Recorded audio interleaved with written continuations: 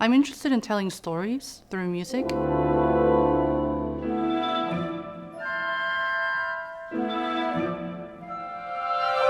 Whether that's my own story or someone else's story or a cultural story, I think it's a privilege to be able to have that platform in an artistic form where I can tell stories that I want to tell. My name is Soomin Kim. I'm a composer, and my piece is called Star, Ghost, Mouth, Sea. It's inspired by Franny Choi's poem from her book of poetry called Soft Science. So in the very beginning of the book, the first poem is called Glossary of Terms, and it's shaped like a table.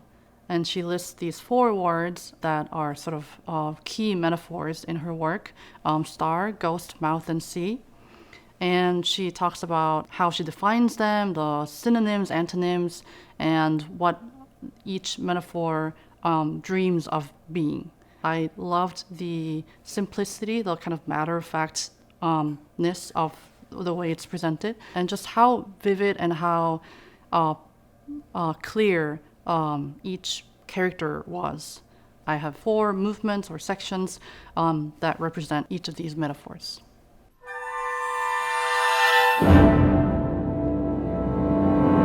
Soomin Kim's piece is 4 separate movements, but they're all connected. And what she does really well, and you'd think this would be easy as a composer to make some music and then have it clear that you're going on to another movement. It's actually not.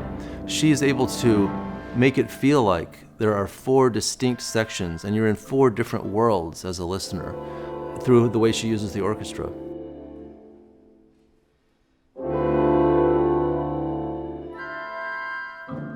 You know, when I think of star, I think of bright, shiny, shooting star, this kind of fleeting, nature of it.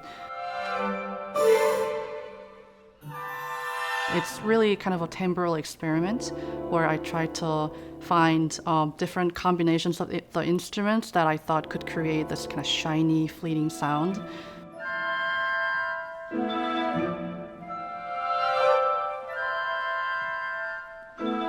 You would think that Soomin Kim's piece of 4 movements, where the last one is called Sea, would be the most wild of them. But no. This is the calmest of the movements. It's a beautiful way of having just 4 woodwinds with 4 different structures, 3 solo strings, and it just fades out. She surprises us. This is going to be the most beautiful and the calm of seas that you've met.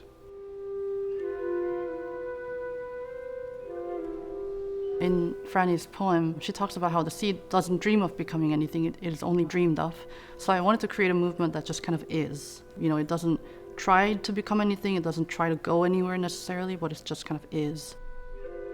So I have the flutes and the clarinets doing this undulating kind of wave-like texture. And then on top of that, I have the violin, viola, and cello solos doing kind of an out-of-time melody from songs from my childhood.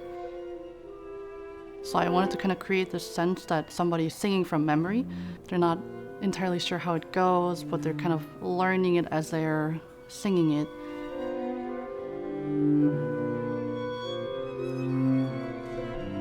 So I wrote in the score for the string soloist just note heads, and there's no rhythm because I wanted to give them kind of freedom to improvise the rhythm, bowing, whatever makes sense to them when they think of singing from memory, humming.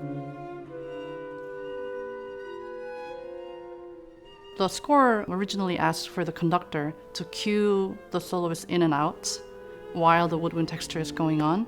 And Meister Søndergård was like, why not just let them do their own thing without me having to cue them? Because, how often do orchestra musicians get to improvise? So I was like, that's a really good point. That was really interesting, and I think speaks to the trust between the musicians, which I think is wonderful.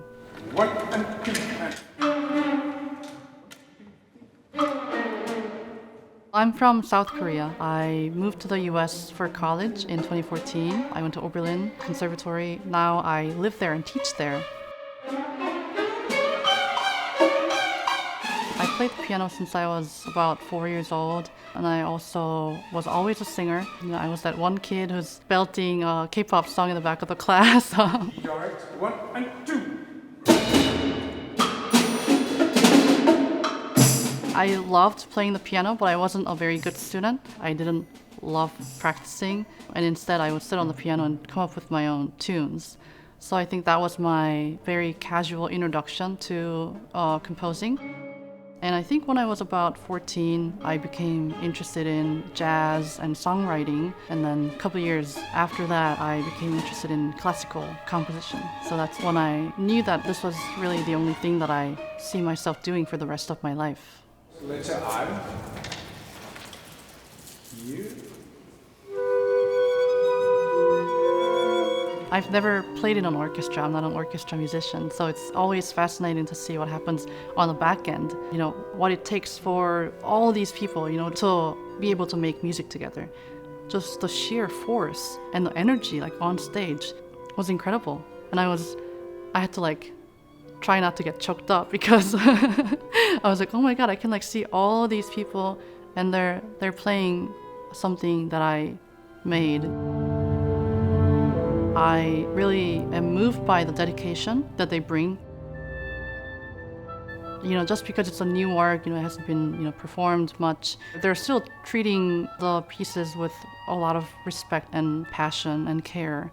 And it's really beautiful to watch that and very moving.